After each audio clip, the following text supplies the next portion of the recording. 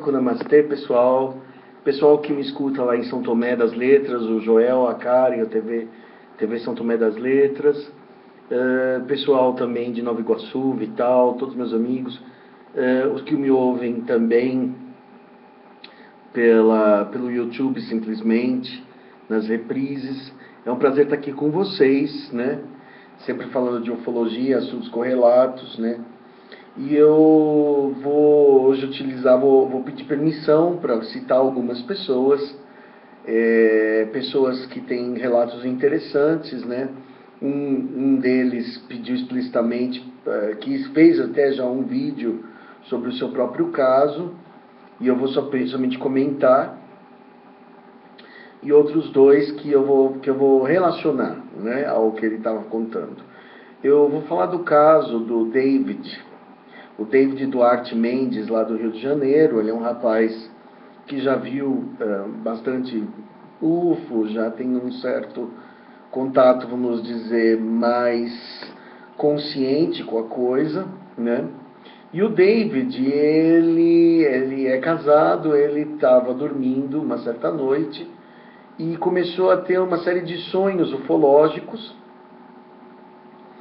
né? Esses sonhos, ele relata em mais detalhes no próprio vídeo dele, onde ele conta que ele fala que era uma cidade de interior, né? O vídeo ele conta assim, ele sonhou que estava num lugar de uma cidade de interior, lugarejo onde haviam pessoas ao meu redor. O tempo lembrava um cair da tarde, com nuvens cinzentas como se fosse chover. Ao olhar entre as nuvens, vi uma nave circular, razoavelmente grande, de cor escura, de mais ou menos na altura de um avião próximo a pousar. Quer dizer, vamos por uns 1000 metros de altura. Notifiquei as pessoas que estavam ao meu lado, no sonho, né? Fazendo aquelas famosas questões, fazendo o que será isso, o que é. Quer dizer, foi bastante realista aquela cena do que é, onde está, o que é isso, né?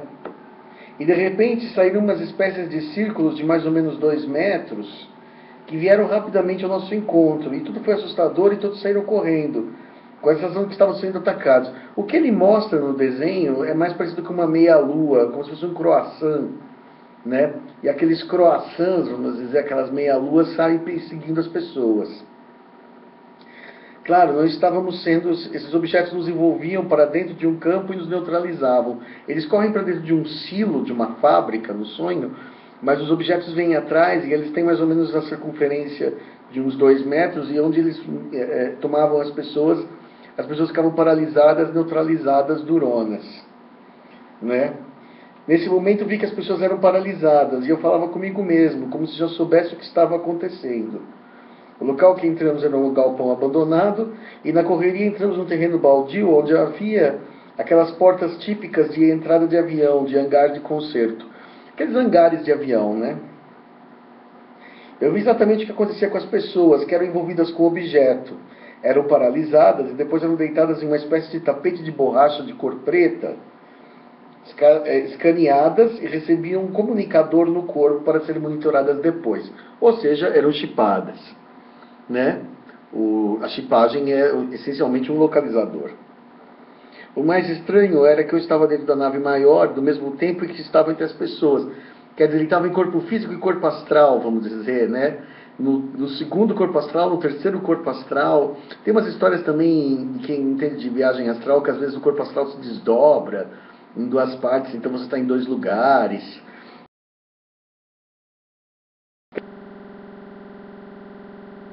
Também a bordo de uma nave, né? Como na maioria dos sonhos, eu nunca vejo seres da nave ao meu lado, apenas vejo tudo com muitos detalhes.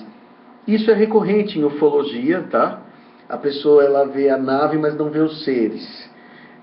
Raramente os ETs deixam mostrar a sua face, especialmente se for algo muito feio, se for algo muito esquisito, eles não deixam, porque só vai causar medo mesmo, não vai adiantar em nada, né?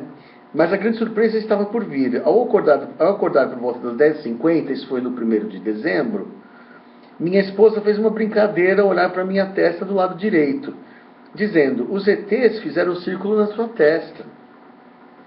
Sem entender o que eu estava falando, eu disse: por quê? Que ET? eu tinha sonhado. Quer dizer, ele pensou que ela estava se referindo aos sonhos, né? Mas não era isso. Ela ficou impressionada com círculos no rosto, na alta da testa. Corri da cama, vasculhei cada centímetro a fim de achar o que havia causado aqueles círculos. Ele ficou com umas marcas aqui no alto da testa, como se fossem uns afundamentos, né? De cinco afundamentos, né? Não senti nenhuma dor ou incômodo.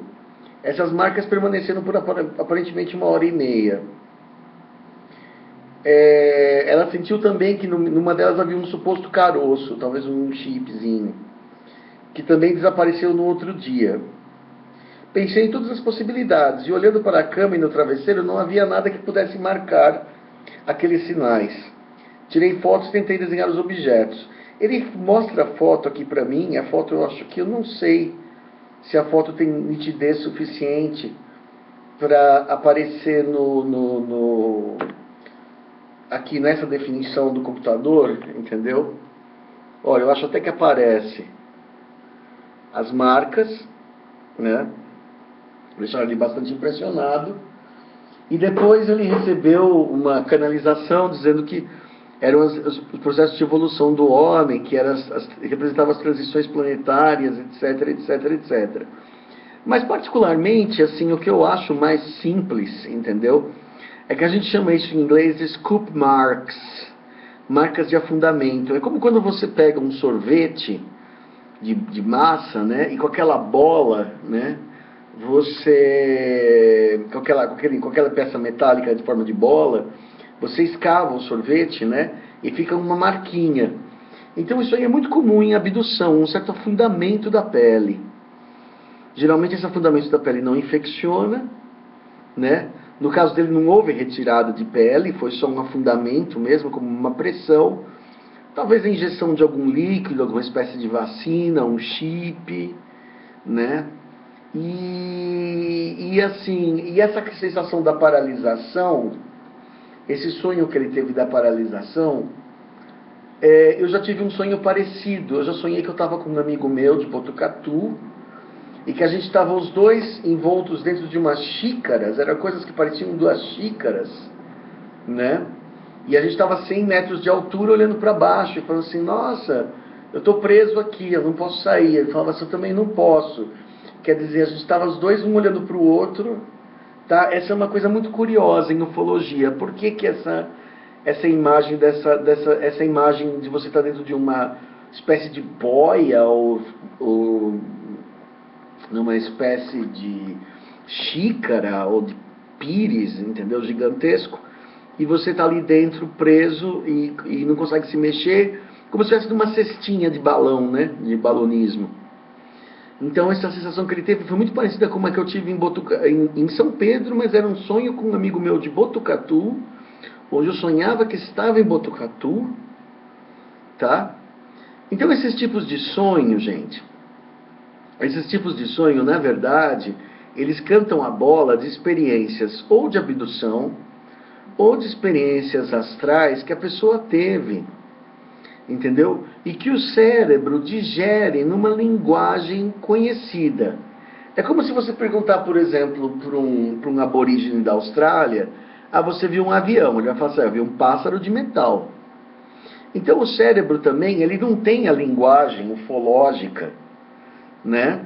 O cérebro da gente, a gente sonha muitas vezes com uma pessoa, a gente sabe que é aquela pessoa, mas aparece um outro rosto, ou a gente sonha que está num lugar, mas sabe sabe intuitivamente que está num X lugar, que aquele sonho representa um X lugar, mas você está vendo outra coisa.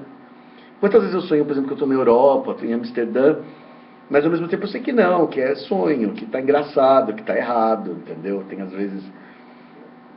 Daí você lembra de outra coisa e aquilo mistura, né? Porque a mente, ela é divaga, então a mente, ela interpreta, a mente distorce, e o sonho, ele não tem a pureza de um relato de abdução que a pessoa teve acordada, né? Mas ele não significa que ele não vale a nada. Ele tem um valor muito grande, porque ele pode ser sintoma de uma coisa mais profunda, mais interessante, que pode ter realmente acontecido. Então, por exemplo, citando um outro amigo meu, né, que faz vigílias comigo, ele também sonhou, né, e sonhou que estava vendo uns seres que pareciam uns Greys, só que esses Greys ele chamou de Greys com síndrome de Down, porque eles tinham um pescoço atarracado, o corpinho atarracado, um pescoço largo. Então o rosto deles fazia uma espécie de lâmpada, assim, entendeu? Uma espécie, não fazia aquela forma ovalada, o pescoço fininho, o corpo esguio. Pelo contrário, mano, é uma coisa que era... No meu entender, ele viu um anfíbio, entendeu? Ele deve ter visto um ser que parecia mais um sapo, viu 3 ou 4 desses seres, mas que tinham olhos de Grey, tinham olhos pretos redondos, assim, ovalados, e uma boca que ficava assim, bah, bah, bah, bah, bah, bah, abrindo e fechando, entendeu? O que deu para ele a sensação de que eles eram dementes, que eles tinham um ar assim de alguma pessoa assim que tem um problema mental, né? E eles foram chegando perto dele e ele não estava sozinho no quarto, o colega de quarto dele ouviu, ele começou a falar numa língua estranha, né? Com os seres, né? E o amigo dele continuou dormindo lá e ficou tudo bem. Quando chegou no dia seguinte, ele tinha várias marcas na região da coxa, da virilha, marcas estranhíssimas, que eram estrias, como se fossem cortinhos, como se alguém tivesse passado um pente ou tivesse fatiado a perna dele. Uma coisa muito estranha, uma coisa como se alguém passasse um pente cortante e tivesse sangrado assim várias... Como se fosse uma unhada de gato, mas são umas 20, 30 linhas, entendeu? Assim, é uma coisa muito estranha. Eu vi por foto, não me parece nenhuma doença, não me parece que não é uma micose, aquilo não é... Não me parece algo auto-infligido, também ele não tinha se depilado, os pelos estavam lá, né? Não tem explicação para aquela coisa que não parece com nada. E como se não bastasse, alguma parte da pele ficou branca, como se tivesse sido raspada mesmo. Uma raspagem de pele, né? E essa foi uma outra situação que esse rapaz, que eu não vou citar o nome porque eu não tenho a permissão,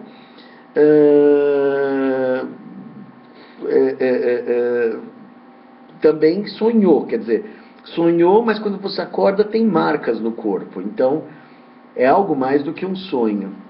E um terceiro caso que me surgiu hoje com um outro rapaz, também que eu não vou citar o nome, na verdade é inclusive Charado segundo,